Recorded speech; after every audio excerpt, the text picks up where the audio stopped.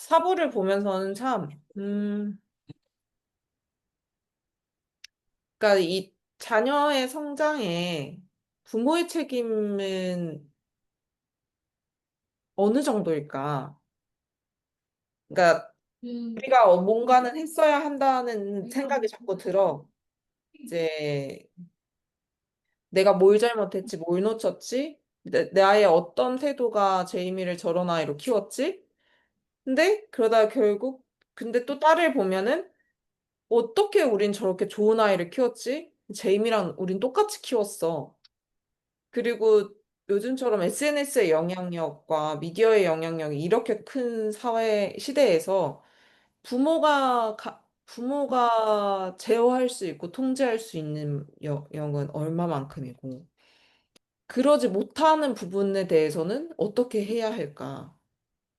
이런 생각이 계속 좀 들었던 것 같고 그러니까 더더욱 이거를 사회적으로 이야기해야 되는 부분이 아닌가. 근데 너무 아직 한국은 너무 사적 영역으로 이 청소년들의 문제나 청소년들의 교육, 그리고 이 양육이라는 거, 한 인간을 키워낸다는 것에 대해서 사회적인 책임의 영역을 너무 얘기하지 않고 있지 않나? 이런 생각이 좀 들었던 것 같아. 교권이 무너지는 것도 너무 큰 일이고, 그 교권을 무너뜨리는 것이 학부모가 굉장히 큰 일조를 하고 있잖아요. 사실은 나는 10대가 되면 집에서의 양육보다 중요한 건 학교에서 배우는 거라고 생각하거든요. 학교에서 통제를 배우고, 조절을 배우고, 예의를 배우고, 이런 걸 배우잖아. 소통을 배우고. 모든 부모가 그렇지 않지만 요즘에 이제 좀 문제시되는 부모들을 생각해 보면 학교에 보내놓고 그 학교를 자기가 통제하려고 하잖아. 그리고 그것이 아이를 보호하는 것이라고 생각하고. 그러니까 정말로 많은 시간을 보내는 곳에서도 제대로 필요한 걸 얻지 못하고 시간만 때우다 끝나는 것 같아. 그게 요즘 들어 안타깝다고 느껴지는 지점? 옛날에 생각해보면, 물론 그때도 선생님 뺨 때리는 애들은 있었어. 나 중학교 때 선생님 뺨 때리는 애들 있었거든. 근데 그럼에도 인식이라는 게 있었잖아. 쟤네들이 나쁘다.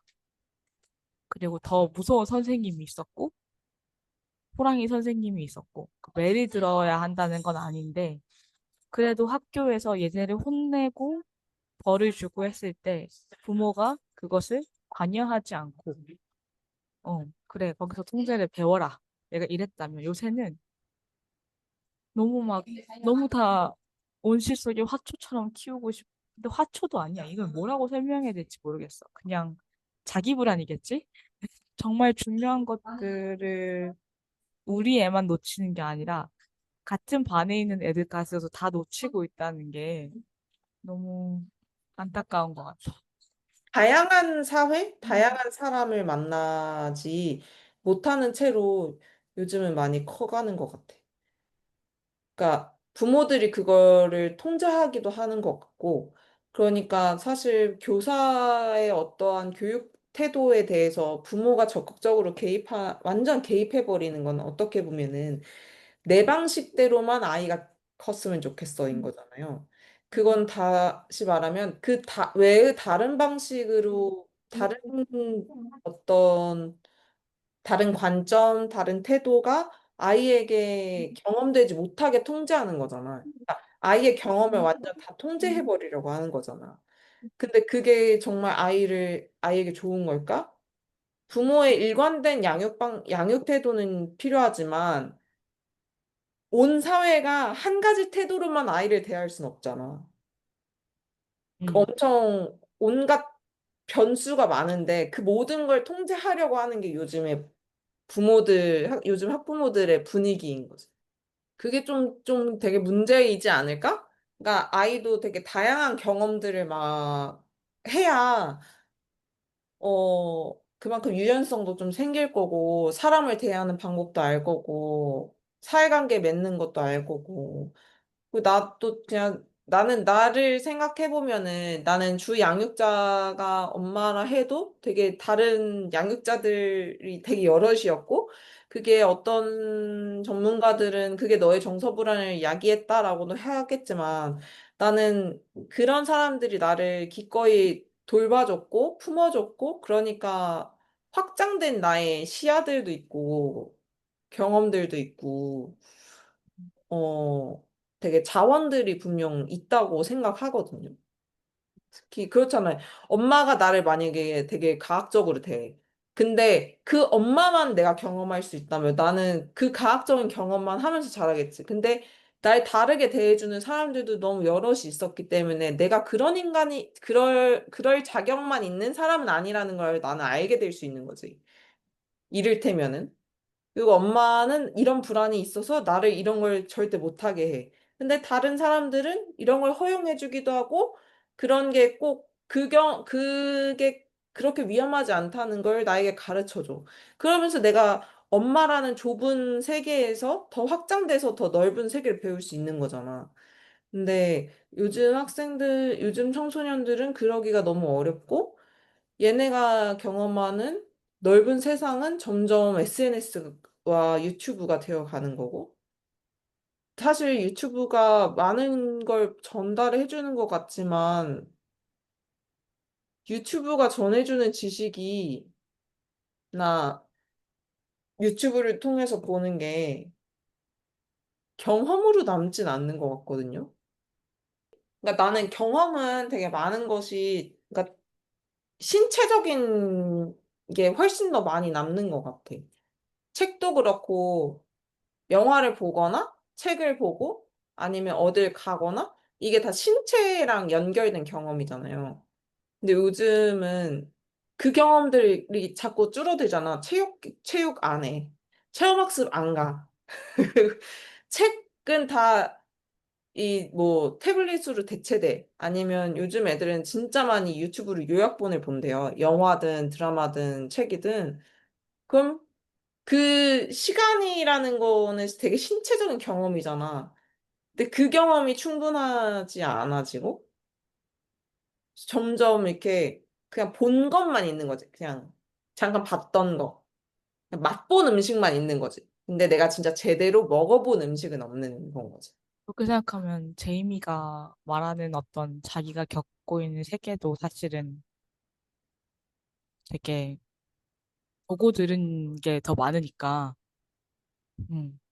그것이 진짜라고 생각하고 그 안에서만 뭔가 결론을 내려고 하니 이상한 방식으로 좀 너도 보고 들은 방식으로 그걸 해결하려고 했던 거겠지? 음. 그럴 수도 있지. 음. 아, 근데 진짜 부모의 양육도 너무 중요하고 사회에서 배우는 것도 너무 중요하고 그러면 우리는 뭘 할 수 있을까? 그 생각이 드네, 들으면서. 그 사마에서 상담사가 마지막에 보였던 표정 있잖아? 그러니까 뭔가 진짜 이걸 어떻게 해야 하지? 하는 표정? 나는 그게 진짜 공감 갔거든요. 이미 뭔가 너무 멀리 와버린 느낌? 그렇다고 포기를 해서는 안 되겠지만, 어, 음, 순간 그 마음이 훅 올라왔던 것 같아. 그러면 어떻게 해야 돼? 암담하다. 진짜 어떻게 해야 돼? 뭐 얘네들한테 뭘 해줘야 돼? 약간 이런 생각을 하게 되네.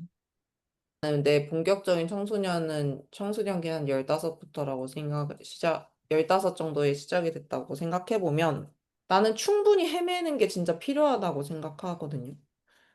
음, 어, 신체적으로도 헤매야 되고, 정신적으로도 헤매이고, 뭐, 이것저것. 근데 요즘은 뭐 안전, 보호, 뭐 교육 이런 명목으로 너무 많은 헤매의 기회가 다 이렇게 제거되고 있는 건 아닐까라는 생각도 좀 들어요. 또 그만큼 위험한 것도 맞아. 그치? 위험한 것도 맞아. 진짜 위험한 맞아. 것도 진짜 맞고. 우리가 살 때랑 다르긴 해. 우리가 어릴 때랑 이 안전의 그게 다르긴 해. 나도 음, 일면 방치됐었기 때문에 그렇게 헤맬 수 있었던 것도 맞아. 음, 위험한 시간, 순간도 너무 많았지. 근데 이게 방향이 그럼 좀 더 안전하게 헤매게 할 수 없을까? 가 아니라 음, 헤매지 않게 또는 아예 진짜 헤매는 애들은 완전 점점 방치되는 것 같고. 그러니까 그런 아이들이 갈 수 있는 곳이 점점 없어지기도 하고, 그러니까 그 청소년을 보호한다는 명목으로 PC방 출입을 통제해버리니까 진짜 얘네가 더 갈 데가 없어졌고, 음, 찜질방도 통제해버리니까 진짜 더 갈 데가 없어졌고, 그래서 맞아. 이 가출한 애들이 결국은 길바닥에 있는 거지. 모텔에서 자기 위해서 그 아저씨들 만나거나 아니면 길바닥 24시 맥도날드 편의점, 뭐 이런 이런데. 어, 어, 자다 쫓겨나고. 근데 음, 이게 진짜 맞냐는 건 거지. 그리고 점점 이제 애들은 해야 될 게 너무 많잖아요. 그러니까 진짜 하염없이 걸어 다니고 심심하지만 그냥 놀이터에서 막 이렇게 띵가띵가 있고 이럴 시간이 애들은 없잖아. 이제 진짜. 음, 근데 그 시간이 나는 진짜 필요한 것 같거든.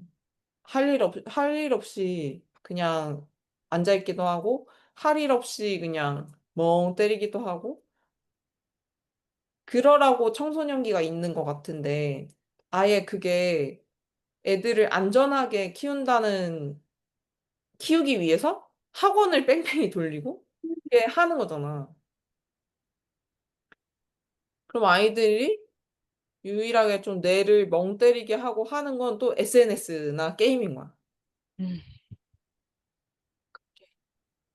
첫 번째는 진짜 안전한 사회망이란 무엇인가? 인 것 같죠? 그렇죠?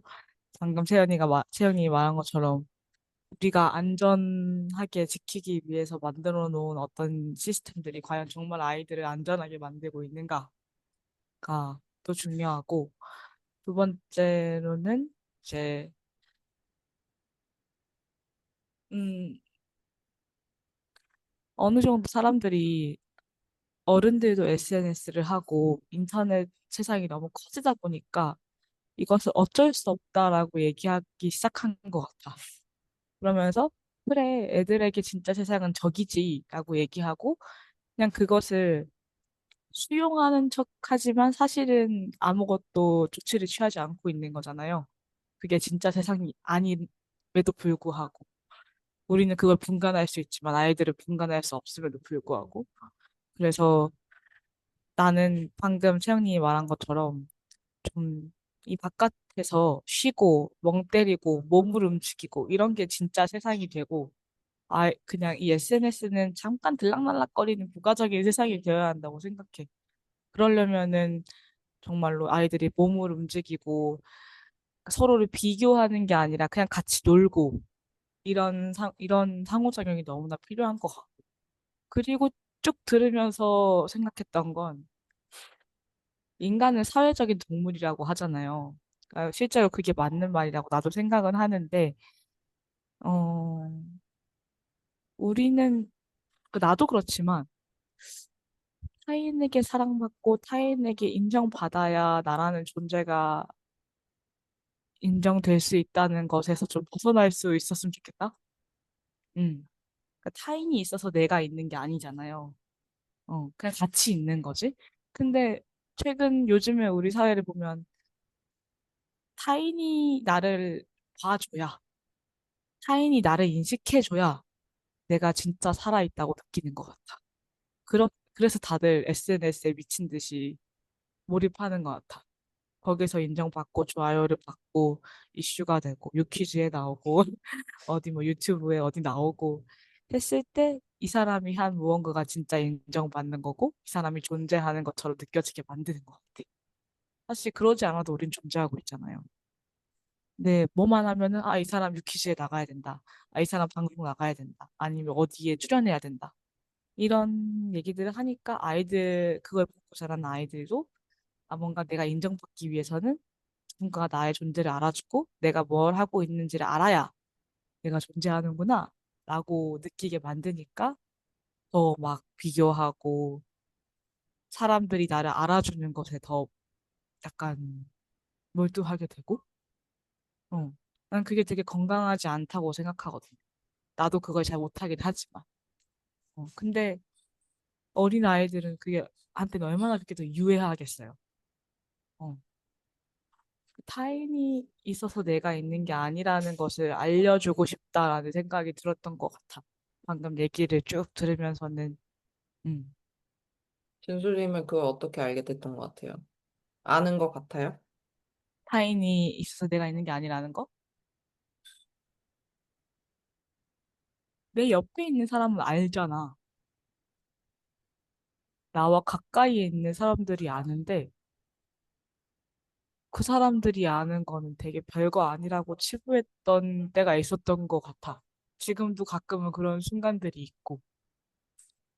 근데 이 세상은 너무 넓고, 사람들은 너무 많고, 그 사람들 모두에게 내 존재를 인식시키는 일은 무슨 의미가 있지?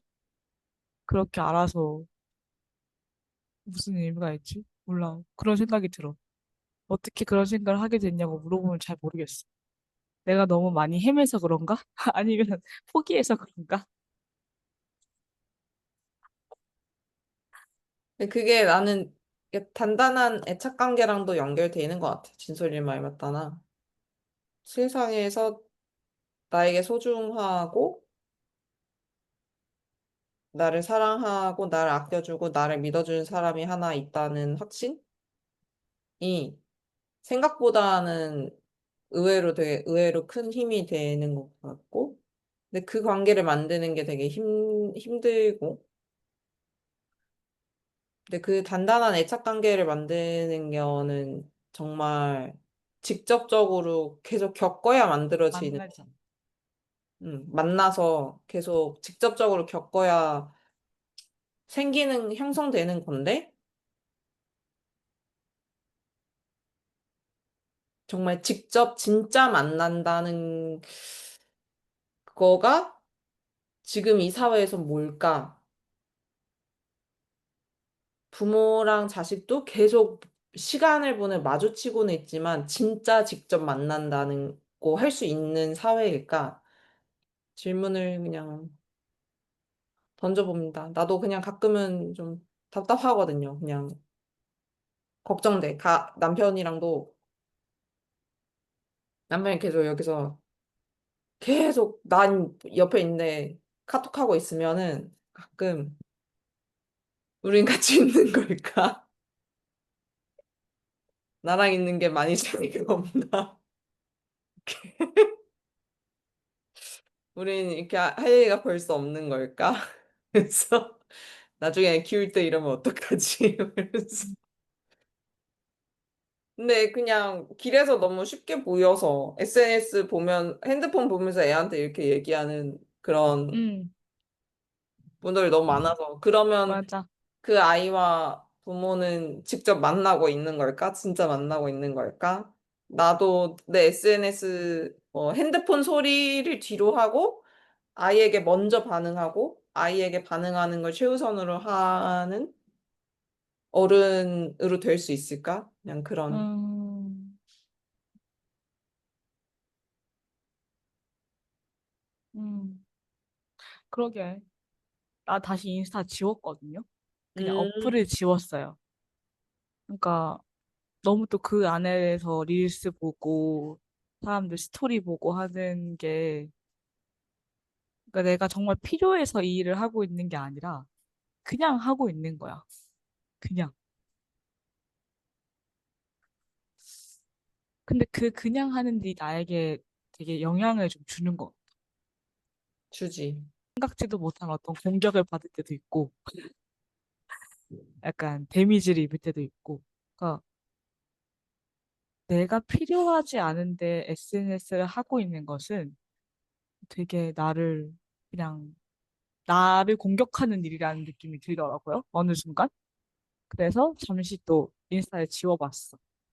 마음이 편해. 어, 그냥 차라리 그 시간에 팟캐스트 듣고 아니면 그냥 멍 때리고, 약간 자꾸 어딘가에 나를 상처 내기 좋은 환경을 자꾸 만드는 것 같아. 음, 왜냐하면 비교하게 되니까. 아마 승연의 시간으로 다시 돌아가서 얘기한다면 제이미나 아니면 그 또래 애들이 하는 것도 결국엔 지금의 내 생활이 부족하다는 거잖아. 불완전하고 뭔가 어딘가가 모자라고 불충분한? 그렇게 생각하도록 만드는 시스템인 것 같아요. SNS 자체가. 어. 결핍을 만들어줘야 계속 보니까. 음. 그리고 그 안에서 해결하게 만들고 해결 방법이 그 안에 있는 것처럼 하고. 어쨌든 지금 청소년들은 태어날 때부터 미디어에 노출되는 음, 세대이기 때문에 어떻게 잘 쓰고 이걸 어떻게 활용할지, 그러니까 그치, 맞아. 그것의 활용 주체가 돼야 되는데 지금이 약간 속박되어 있는 것 같아서 그걸 잘 선가르기 하고 음, 가르쳐 줘야 되는 것 같은데, 맞아. 그 지점 부족한 것 같아요. 어른들도 같이 잡아먹히고 있는 것 같아. 어, 그치. 그러니까 이게 그래서, 활용 도구가 아니라 노예가 되고 있으니까. 그 말이 맞는 것 같아. 뭔가 내가 주체가 되어가는 시간이 부족한 것 같아. 오히려 자꾸 대상화가 되고, 뭔가 비교하는 어떤 존재가 되는, 음, 그런 시간이 너무 긴 것 같네. 그래서 사화를 보면서는, 네, 다 우리가 얘기했던 부분이지만 정말로 마지막에 그 아버지가 울고 엄마랑 막 그렇게 고민하는 장면들에 대해서 우리는 어떤 대답이나 어떤 해결책이나 아니면 어떤 생각을 갖고 있는가에 대해서 얘기를 한 것 같은데, 음, 그렇다고 해서 그 제이미의 아빠 엄마가 잘못이 없는 건 아니잖아. 그렇지 않을까? 나는 약간 우리는 딸을 잘 키웠으니까 제이미 걔가 이상하게 큰 거야라는 마무리가 된 것 같았거든, 느낌으로. 아니야, 그건 아니야. 아빠 엄청 울었잖아. 미안해, 썬, 이러면서. 내가 좀 비관적으로 봤나 봐. 나는 그 우는 것도 약간 꼴보기. 좀만 봐줘. 제이미가 전화로 얘기하잖아. 그냥 내가 인정하겠다고. 인정하겠다. 그럼 그때까지도 어떻게든 이것을 인정하지 않는 방식으로 해결하려고 했다는 거죠. 그게 진짜 좀 별로라고 생각했었거든요. 음. 그러니까 아빠한테 미안한데 난 이거 인정하려고 해라고 얘기한다는 것은 아빠는 끝까지 인정하지 말라고 뭐 그런 얘기를 나눴다는 어떤 암시잖아요. 그래서 마지막에 그 미안해 써니 그냥 아빠의 입장에서 얘를 지켜주지 못해서 미안하다라고 느껴졌고, 근데 나는 그런 결말을 원하지 않았기 때문에 약간 화가 났다. 어. 그 눈물이 단성의 눈물이라던가 어떤 후회하는 눈물이 아니라, 뭔가 그냥 와닿지 않은 눈물로 느껴졌어요. 그때 이걸 다시 본 나한테는. 음. 그렇네요. 소녀의 시간 참. 아, 난 할 얘기가 없을 거라 생각했는데 또 얘기하다 보니 할 얘기가 많아지네. 수습을 해보자면 1, 2, 3, 4부 총평? 총평? 총평해보세요. 이 청소년, 지금 청소년 아이들이 사는 세계는 모르는 세계다. 겸손해져야 된다. 겸손해져야 되겠다. 라는 생각이 들었어. 안다고 함부로 얘기하지, 얘기 못하겠다. 겸손을 잊지 말자. 네. 그런 생각. 인간은 태어날 때부터 하나의 개인이다. 왜 그런 생각이 문득 방금 들었냐면, 그러니까 모른다라는 것도 맞고, 그러니까 우리가 그렇잖아. 어려서 너네가 모른다라고 얘기하지만 사실 진짜 모르는 건 우리이고, 우리뿐만이 아니라 그냥 다 한 사람 한 사람 다 객체야. 그쵸? 어, 그래서 알려고 해야 하는 것 같아.